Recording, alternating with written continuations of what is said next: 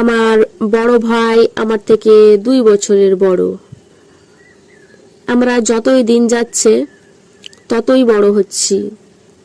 এখন আমাদের দুটো রুম, এক রুমে শুধু বাবা মা থাকে, আরেক রুমে আমরা 2 ভাই বোন থাকি। ছোটবেলা থেকে একসাথে ঘুমাতে ঘুমাতে এখন ভাইকে ছাড়া আমার আর ঘুমই ধরে না। মা ভোরে উঠে রান্না বান্না করে, তাদের নিজেদের জন্য খাবার দাবার নিয়ে যায়, আর আবার আমাদের জন্য রেখে যায়। তো এইভাবে প্রতিনিয়ত চলতে থাকে। তো একদিন বাবা ঘুম থেকে উঠে দেখে যে অফিস টাইম দেরি হয়ে গেছে। তার তো খেয়াল ছিল না মোবাইল নিয়ে যাওয়ার জন্য, কিন্তু রাত্রেবেলা আমার বাবা বিভিন্ন ধরনের ভিডিও যখন মোবাইলে দেখার পর দেখতে দেখতে ঘুমিয়ে গেছে। সাউন্ড অফ ছিল, ওই ভিডিওগুলো ওইভাবেই চলতে লাগলো। তো মোবাইলের উপরে একটা বালিশ ছিল, খেয়াল করতে পারেনি কো। তো ওইভাবে চালু ছিল আর সাউন্ড অফ ছিল। রাত্রিবেলায় যেহেতু ঘুমাতে পারেনি, সকালবেলায় তাড়াহুড়ো করে অফিসে চলে গেছে। মোবাইল নিয়ে যেতে খেয়াল ছিল না।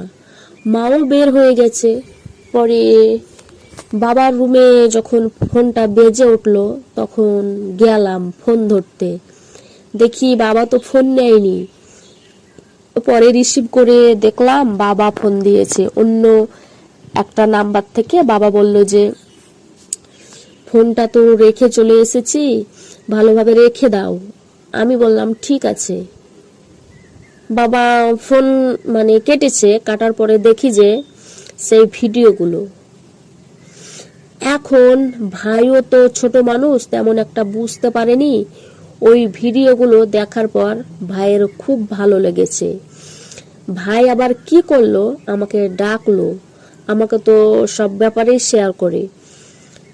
ভাই আমাকে দেখালো, এই দেখ আপু, এই দেখ।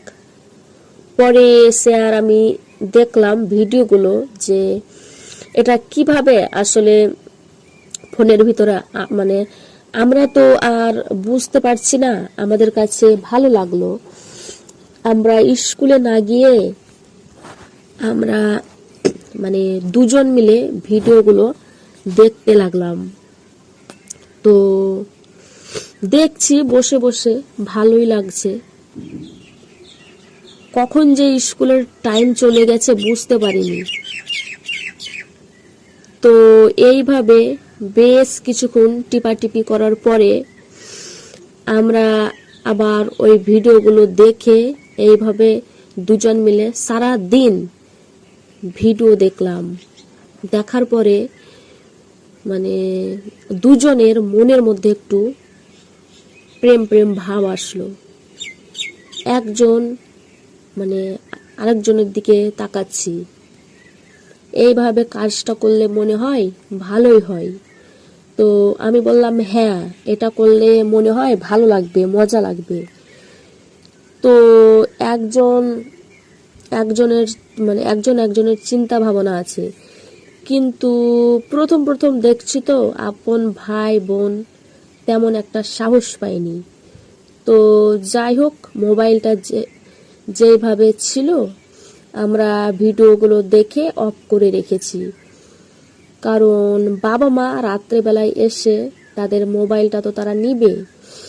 এখন আমি রাত্রেবেলায় ঘুমাতে পারি না এই জন্য যে ওই ভিডিওগুলো দেখছি না। রাতের বেলায় ঘুমানোর সময় ওই ভিডিওগুলো চোখের মধ্যে ভাসে। আর রাত হলে দুজনে একসাথে ঘুমালে না, শরীরটা গরম হয়ে যায়।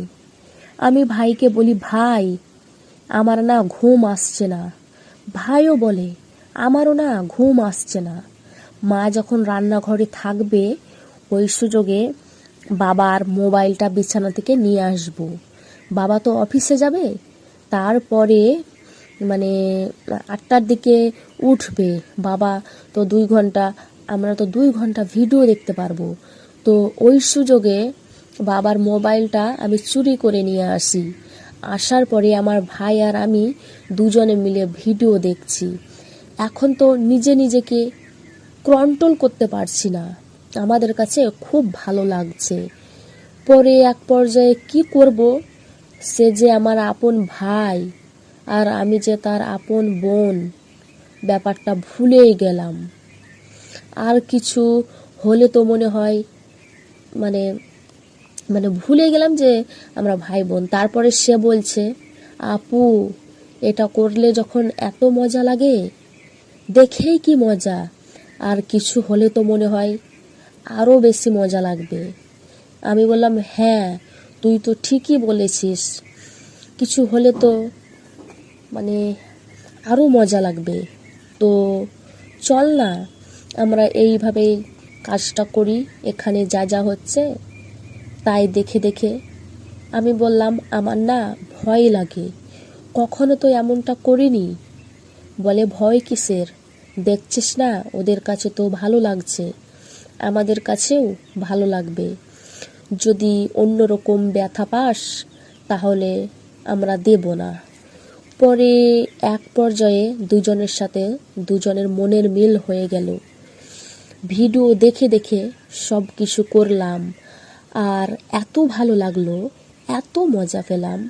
একটু ব্যথা হয়েছে, তারপরেও খুব ভালো লেগেছে। তারপরে এইভাবেই বেশ কিছুদিন আমরা কাটালাম। বাবার মোবাইলটা আনতাম আর মনে করেন এই কাজগুলো করতাম। কিন্তু অল্প বয়স ছিল, এইভাবে প্রায় আরও 2 বছর কাটিয়ে দিলাম। যখন আমি স্বাভাবিক মেয়েদের মতো হলাম, 13 বছর বয়সে আমার পেটে বাচ্চা চলে আসে। আমি কিন্তু বুঝতে পারিনি এটা। পরে মা তো বুঝতে পেরেছে, আমাকে খুব মারধর করেছে, বল কার সাথে কি সম্পর্ক। পরে বাধ্য হয়ে আমি আমার ভাইয়ের কথা বলেছি, এইসব কি বলছিস, এটা কিভাবে সম্ভব, এটা কিভাবে হলো। তখন আমি পুরো ঘটনাটা বললাম, মোবাইলের কথাটা বললাম। মা আমাদেরকে ক্ষমা করে দাও। পরে মা আমাদেরকে ক্ষমা করে দিল। কি করবে, মানুষজন জানার আগে বাচ্চাটা নষ্ট করে ফেললো। তারপর থেকে দুজনকে আলাদা আলাদা রুমে থাকতে দিত, যেন আমরা এই ভুলটা না করি। আর আমরা যেহেতু ভুল বুঝতে পেরেছি, আপনারা কিন্তু খারাপ ভিডিও দেখবেন না, আর তা যেন ছেলে মেয়েদের সামনে না পড়ে, না তো আমাদের মতন এইরকম দশা হবে। তো সবাই ভালো থাকবেন, সুস্থ থাকবেন। আসসালামু আলাইকুম।